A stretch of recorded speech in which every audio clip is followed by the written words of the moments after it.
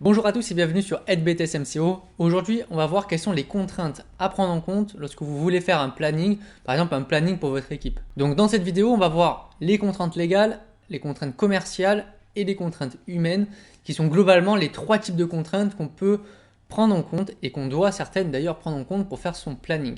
Donc ça, c'est une excellente vidéo en prévision de votre épreuve de management d'équipe où vous aurez peut-être une problématique de ce type, où vous devez organiser un planning et dans ce cas-là, il va falloir énoncer quels sont les types de contraintes que vous avez prises en compte et pourquoi. D'ailleurs, en description, vous avez un lien vers mes fiches de révision pour préparer cette épreuve de management d'équipe. Et puis sur HBTS MCO, vous avez plein d'autres contenus comme d'autres fiches de révision pour l'ensemble des matières, des dossiers pro. Vous voyez pas mal de choses. Là aujourd'hui, on va se concentrer sur le planning parce que c'est quelque chose de super important et que vous aurez l'occasion de faire très souvent en entreprise quand vous serez manager. Et je vous garantis que des plannings, ça c'est le genre de choses, au début on se dit super on va les faire, après ça devient presque une contrainte à les faire. Pourquoi? Parce que quand on va faire un planning, il y aura forcément des gens où ça va pas aller. C'est un truc assez dingue ça, mais quand vous faites un planning, il y a rarement tout le monde qui est content du planning que vous avez fait. Enfin bref, on commence tout de suite cette vidéo. Le but déjà c'est de prendre en compte ces contraintes pour éviter ce type de problème où les gens viennent vous voir pour montrer qu'il y a des dysfonctionnements sur votre planning. Alors déjà, on va commencer par les contraintes légales. Évidemment, sur le planning, il va falloir respecter le temps de travail lié au contrat de chaque personne. Donc bien sûr, si c'est un temps partiel, il faut respecter son nombre d'heures. Donc si c'est un contrat à 24 heures, par exemple, on va lui planifier 24 heures. Alors après, on peut moduler en fonction du temps, en fonction des besoins. Des fois, il y a des entreprises, ils ont ce qu'on appelle l'annualisation. C'est-à-dire que c'est sous forme de compteur tout au long de l'année. On peut avoir des semaines à 40 heures et dans ce cas-là, notre compteur il va s'augmenter au fur et à mesure. Et on peut faire que des semaines à 30 heures ensuite, et donc ça va permettre de baisser notre compteur. Et au mois de décembre, au bout d'une année, généralement, le compteur, on regarde comment il est, s'il est positif ou négatif, et soit on fait récupérer, soit on paye les heures supplémentaires. En tout cas, souvent on s'arrange pour que le compteur au mois de décembre finisse à 0. Ensuite, bien sûr, il faut prendre en compte la durée maximale de travail qui est de 10 heures planifiées par jour, avec une amplitude maximale de 11 heures. Explication. Si vous faites ce qu'on appelle des coupés, donc c'est-à-dire que le salarié de votre équipe vient travailler 2 fois dans la journée sur 2 périodes différentes, comme c'est le cas notamment dans la restauration où c'est très fréquent, ou sur la ligne de caisse quand vous êtes en supermarché ou hypermarché. Quelqu'un, vous allez le faire commencer à 8 heures, l'horaire maximal de fin, comprenant bien sûr la coupure, sera 11 heures plus tard, donc c'est-à-dire jusqu'à 19 heures. Vous n'avez pas le droit de planifier quelqu'un de 8 heures à 20 heures avec une coupure de 3-4 heures en plein milieu parce que ça ne respecte pas cette amplitude horaire maximale. Cette amplitude horaire maximale, elle s'applique notamment quand vous quittez votre poste par rapport à la reprise le lendemain matin. Vous n'avez pas le droit de finir à 20 heures et de reprendre à 5 heures du matin le lendemain. Il faut qu'il y ait 11 heures de décalage au minimum entre le moment où vous terminez votre poste et le moment où vous le reprenez le lendemain. Donc ça, des fois, c'est assez traître sur les inventaires où on a l'habitude de les faire le soir et théoriquement, on ne doit pas faire reprendre la même équipe qui a inventorié le lendemain matin à 5 heures ou à 4 heures du matin. C'est pas possible parce qu'on ne respecte pas ces amplitudes horaires maximales de 11 heures. Et la durée maximale de travail, bien sûr, est 10 heures par jour. Donc vous pouvez faire à quelqu'un du 8 heures, 18 heures au grand maximum, on va dire. Je vous déconseille parce que faire des journées interminables aux personnes sur l'organisme, c'est pas terrible et en plus vous allez perdre en efficacité sur votre équipe. Autre contrainte légale à prendre en compte, c'est les heures supplémentaires et les heures complémentaires qu'il va falloir prendre en compte. Si vous avez un salarié à 30 heures, il y a plusieurs seuils où on considère que c'est de l'heure complémentaire et c'est de l'heure supplémentaire. Parce que le but quand vous allez faire votre planning, c'est pas de couler l'entreprise avec des frais de personnel. Il faut être suffisamment intelligent pour planifier le bon nombre d'heures et éviter d'avoir trop recours aux heures supplémentaires parce que derrière, financièrement pour l'entreprise, ça peut coûter. Donc on peut venir vous chercher sur ça, votre direction peut venir vous chercher sur ça.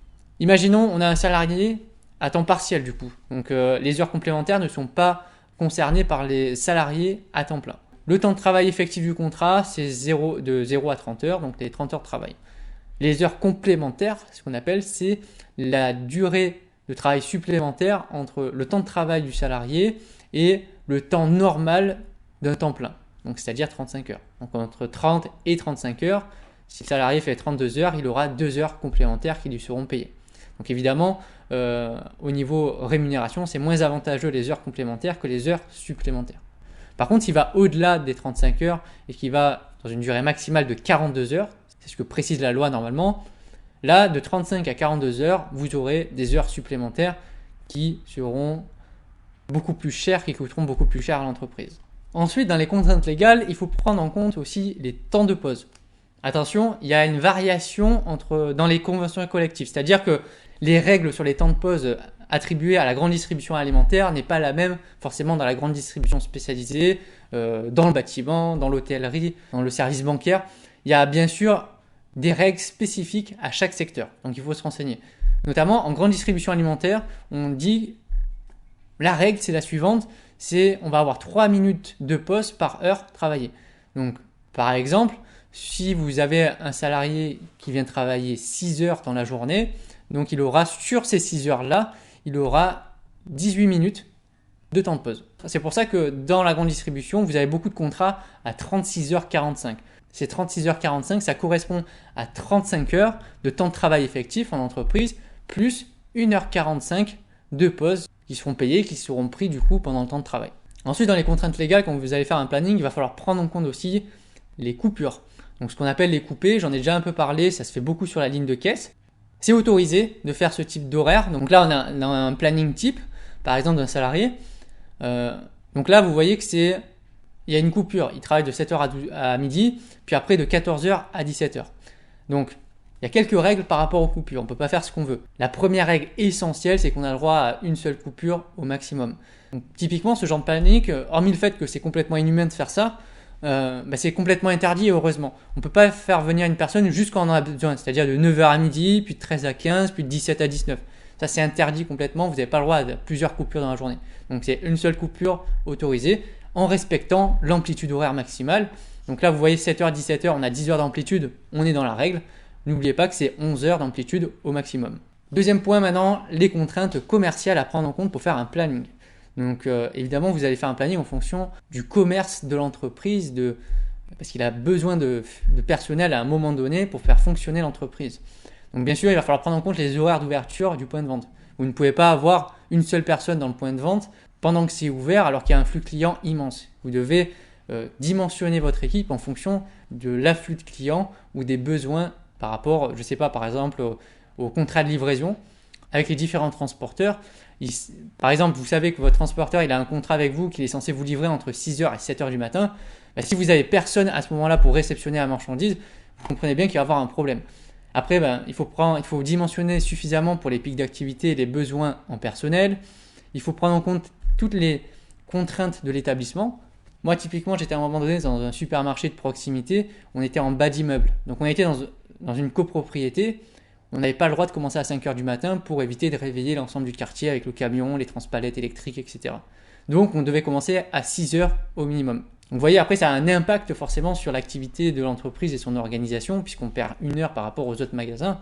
Il va falloir organiser différemment. Après, peut-être aussi, on a des allées étroites dans votre magasin, donc c'est difficile de travailler quand il y a le client qui est dans votre magasin.